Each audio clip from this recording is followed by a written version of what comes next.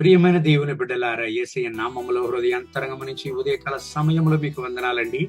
నిర్గమకాండం 33:15 వాక్యాన్ని చదువుకుని ఈ రోజు కొరకు మనము ప్రార్థన చేద్దాం. నీ సన్నిధి నాతో కూడా రాకపోతే మమ్ములను ఇక్కడ నుండి తీసుకుని పోకము. అవును దేవుని బిడ్డలారా, మోషే దేవునితో ఇక్కడ మాట్లాడుతున్నాడు. నీ సన్నిధి నాతో కూడా రాకపోతే ఇక్కడ నుంచి మమ్మలను తీసుకుని పోకము. ఇక్కడ ఈ వాక్యాన్ని గమనించినట్లయితే, మోషే దేవుని దాసుడుగా ఉండి దేవుని ప్రజలను నడుపు ఆ గొప్ప సేవలో దేవుని సన్నిధిలో ఆయన మాట్లాడుతున్నాడు. చూడండి, దేవుడిచ్చు ఆశీర్వాదాల కంటే, దేవుడిచ్చు స్థలము కంటే దేవుణ్ణే ఎక్కువగా ఆయన కోరుకుంటున్నాడు. దేవునికే ఎక్కువగా ప్రాముఖ్యత మోషే గారు ఇక్కడ ఇస్తున్నటువంటి పరిస్థితిని మనం చూస్తున్నాం. దేవా, మీరు మాతో కూడా రాకపోతే ఇక్కడి నుంచి మమ్మల్ని తీసుకుని పోకము అని ప్రార్థన చేస్తున్నాడు. దేవుని బిడ్డలారా, ఈ రోజు మన జీవితంలో కార్యములను నెరవేర్చుట కొరకు, ఈ రోజు మన జీవితంలో కార్యములు కొనసాగించుట కొరకు మనం ఎవరిపైన ఆధారపడి ఉన్నాం? మన తలాంతుల పైన, మన పైన, మనకు కలిగినటువంటి ప్రతి ఒక్క సందర్భము పైన, మన బంధువుల పైన, లేకుంటే ఇతరుల పైన మనకు సహాయం ఎవరో చేస్తారు, ఎవరో మనల్ని నడుపుతారు అని ఇతరుల పైన మనం ఆధారపడుతున్నామా? దేవుని బిడ్డలారా, మోసే దేవుని సన్నిధిలో దేవునికి ఎంతగా ప్రాముఖ్యత ఇస్తున్నాడో గమనించండి.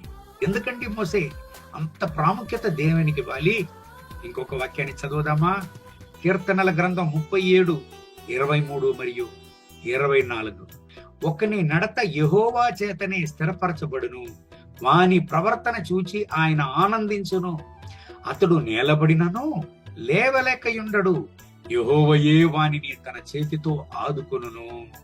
అవును దేవుని బిడ్డలారా, దేవుని చేత మన నడతలు స్థిరపరచబడితే, దేవుని చేత మన యొక్క జీవితం స్థిరపడబడితే, దేవుని చేత మన జీవితపు ప్రయాణం స్థిరపరచబడితే దేవుడే మనల్ని నడుపును.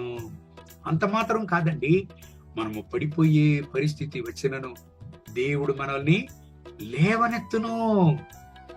సిగ్గుపడిపోవడానికి, ఓడిపోవడానికి, చోలిపోవడానికి, వెనుకబడిపోవడానికి దేవుడు మనల్ని అనుమతించడు. ఎందుకండి? మనము దేవునికి ప్రాముఖ్యత ఇస్తున్నాము కాబట్టి, దేవుడే మనల్ని నడుపుతున్నాడు కాబట్టి ఆయన మనల్ని చెయ్యి వదలడు. ఈ రహస్యం చాలా లోతుగా మోషేకు తెలుసు కాబట్టి దేవుణ్ణి వదిలి ప్రయాణించడానికి మోషేకు మనసు రాలేదు. ప్రియమైన దేవుని బిడ్డలారా, మీ జీవితంలో ఎటువంటి పరిస్థితిలో మీరు ఉంటున్నారు? దేవునికి ప్రాముఖ్యతనివ్వండి, దేవుణ్ణి వదిలేయద్దండి. మీరు ఎక్కడికి వెళ్ళినా దేవుణ్ణి కూడా పిలుచుకొని వెళ్ళండి. నాతో ఉండండి దేవా, నాకు సహాయం చేయండి దేవా, నాతో ఉండి నన్ను నడిపించు దేవా అని ప్రార్థన చేయండి. మీరు ఎక్కడికి వెళ్ళినా మీతో దేవుడు ఉండును. దేవుని యొక్క అనుగ్రహం, ఆయన దయ, ఆయన కృప, కరుణ, కటాక్షం మీతో కూడా ఉండును. మీతో ఆయన ఉండునప్పుడు ఎటువంటి పరిస్థితిలోనూ ఆయన మిమ్మల్ని విడువడు. ఈ దేవుని వాగ్దానం ప్రకారం దేవుడు మిమ్మల్ని ఆశీర్వదించి ఈ రోజంతా నడుపును గాక. కళ్ళు మూసి ప్రార్థన చేద్దామా?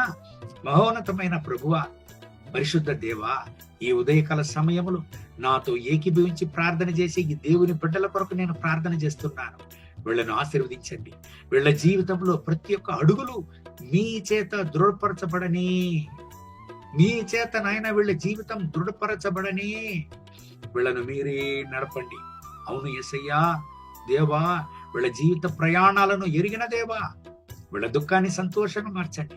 వీళ్ళ సిగ్గుపడిపోకూడదు నాయనా. ఎటువంటి పరిస్థితుల్లో వీరు ఉండినా వీళ్ళను బలపరచండి నాయనా. వీళ్ళకు సహాయం చేయండి. వీళ్ళు పొందుకోవలసిన ఆశీర్వాదాలను పొందుకోవడానికి సహాయం చేయండి.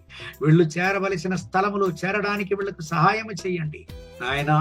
మోషే మీ సన్నిధిలో అంత లోతుగా దృఢంగా ప్రార్థించడానికి కారణం మీరే సకలము నాయన.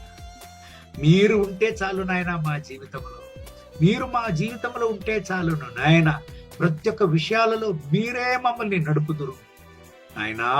మా జీవితంలో ఇంకనో మీకు ముఖ్యత్వం ఇవ్వడానికి ప్రాముఖ్యత ఇవ్వడానికి మాకు సహాయం చేయండి. ప్రతి ఒక్క విషయంలోనూ మీపైనే ఆధారపడి ఉండడానికి సహాయం చేయండి.